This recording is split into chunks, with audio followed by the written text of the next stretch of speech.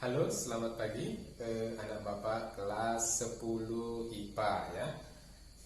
Bagaimana kabar kalian di pagi hari ini? Bapak harap semua masih tetap sehat dan masih tetap semangat ya untuk mengikuti pembelajaran di pagi hari ini.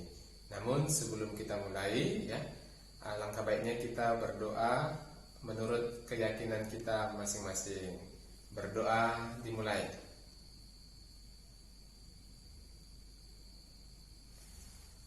Berdoa selesai. Oke, kali ini kita akan membahas topik atau materi mengenai fungsi komposisi ya. Jadi ada 4 tujuan pembelajaran kita yang harus kita capai pada pertemuan kali ini. Yang pertama itu adalah kamu paham ya atau dapat menentukan langkah-langkah menemukan konsep fungsi komposisi ya. Dan yang kedua, kamu dapat menentukan hasil komposisi F.G ya. Dan yang ketiga, kamu dapat menentukan hasil komposisi G.F. Dan yang terakhir, yang keempat, kamu dapat membandingkan ya hasil komposisi F.G dengan G.F ya. Jadi untuk lebih jelas, kamu perhatikan ya video penjelasan Bapak berikut ini. Selamat pagi anak Bapak kelas 10 IPA. Bapak harap kita semua masih dalam keadaan sehat. Kali ini kita akan membahas materi menemukan konsep fungsi komposisi. Jadi di video pembelajaran kali ini dan dibantu dengan LKPD yang sudah Bapak bagikan, kamu dapat menemukan konsep fungsi komposisi. Pembelajaran kali ini kita mulai dengan memecahkan masalah otentik yang sudah diberikan. Langsung saja kita mulai. Di sini disajikan ada sebuah permasalahan ya, di mana suatu pabrik dengan bahan natrium klorida dimisalkan sebagai variabel X memproduksi garam melalui 2 tahap. Tahap pertama menggunakan mesin pertama yang menghasilkan garam setengah jadi dengan variabel Y ya. Jadi garam setengah jadi itu dianggap variabel Y. Ya, hasil dari tahap pertama yang mengikuti fungsi Y sama dengan Fx sama dengan X kuadrat dikurangi 3X dikurangi 2 ya. Jadi Bapak terangkan dulu, natrium klorida tadi X masuk ke tahap pertama maka menghasilkan Y. Banyak yang dihasilkan itu ya, banyak garam setengah jadi itu mengikuti persamaan fungsi Y sama dengan Fx. Selanjutnya hasil dari tahap pertama tadi masuk ke mesin kedua yang menghasilkan garam mengikuti fungsi GY. Maka di sini jadi variabel Y karena yang menjadi bahan baku pada tahap kedua itu adalah hasil pada tahap pertama, di mana hasil tahap pertama itu adalah Y. Sudah? Selanjutnya X dan Y itu dalam satuan ton. Jika natrium klorida yang tersedia suatu produksi sebanyak 4 ton, berapa banyak garam yang dihasilkan? Permasalahan ini bisa kita selesaikan ya dengan menggunakan konsep nilai fungsi ya. Jadi kita cari nilai fungsi dari masing-masing tahap pengerjaan. Untuk lebih mempermudah, Bapak kasih ilustrasi seperti ini ya. Mula-mula NaCl masuk ke mesin pertama, maka menghasilkan garam setengah jadi yang mengikuti persamaan fungsi Fx sama dengan X kuadrat dikurangi 3X dikurang 2. Selanjutnya garam setengah jadi masuk ke mesin kedua sehingga menghasilkan garam yang mengikuti persamaan GY sama dengan 5X ditambah 2. Jadi jika mula-mula banyak garam itu adalah 4 ton, maka yang ditanya garam setengah jadi itu jadi berapa ton?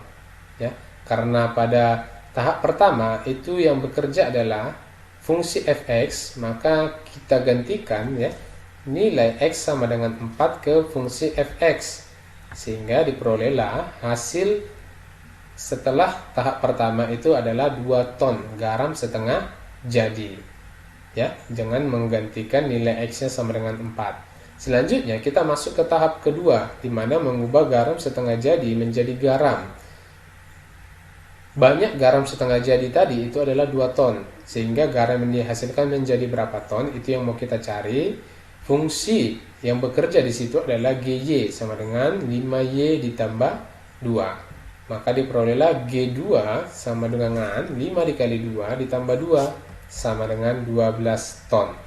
Jadi banyak garam yang dihasilkan dengan bahan baku natrium klorida sebanyak 4 ton adalah 12 ton.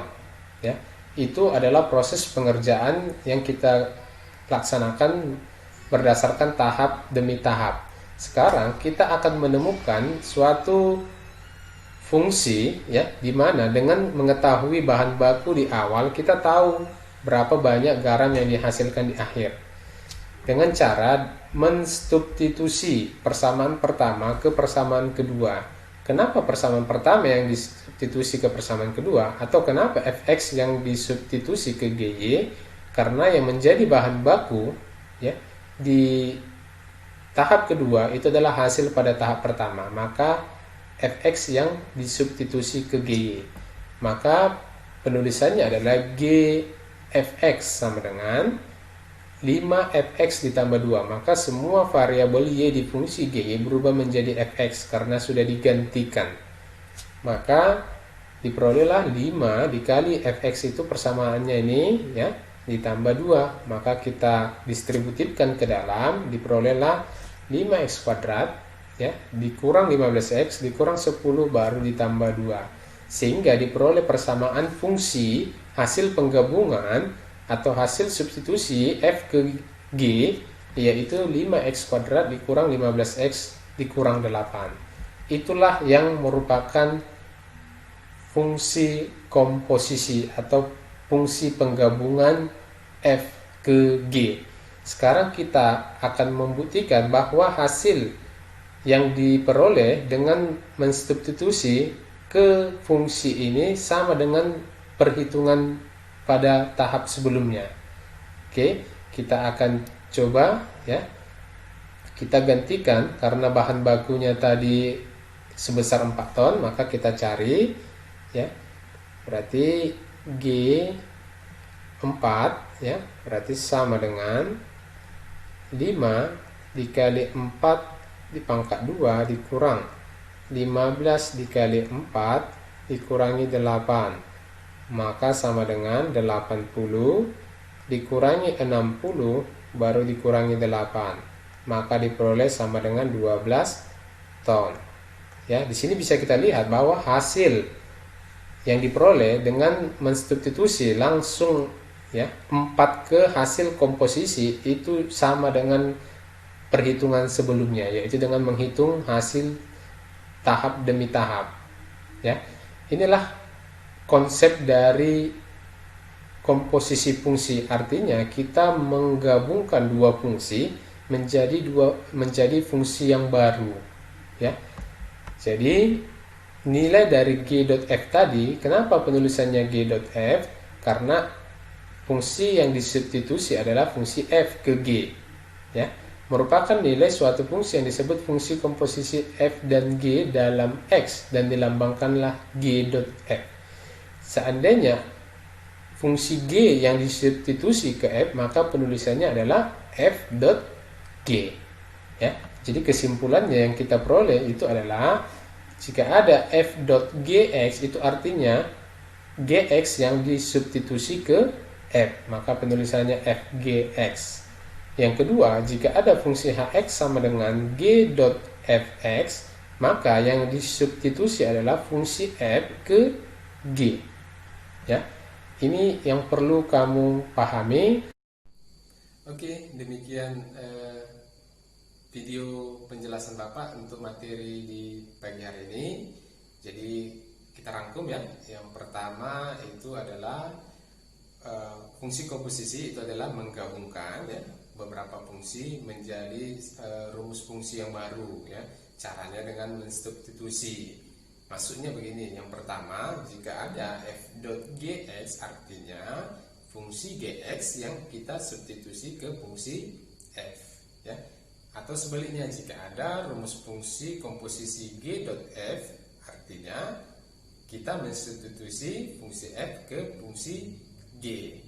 Dan selanjutnya kita sudah paham, ya, bahwa f.g itu tidak selalu sama dengan g.f.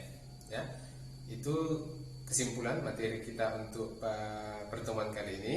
Selanjutnya kamu jangan lupa mengupload ya LKPD pada kolom classroom ya, dan selanjutnya jangan lupa juga mengerjakan latihan pada Google Form. Akhir kata, Bapak ucapkan terima kasih, tetap jaga kesehatan dan sampai jumpa.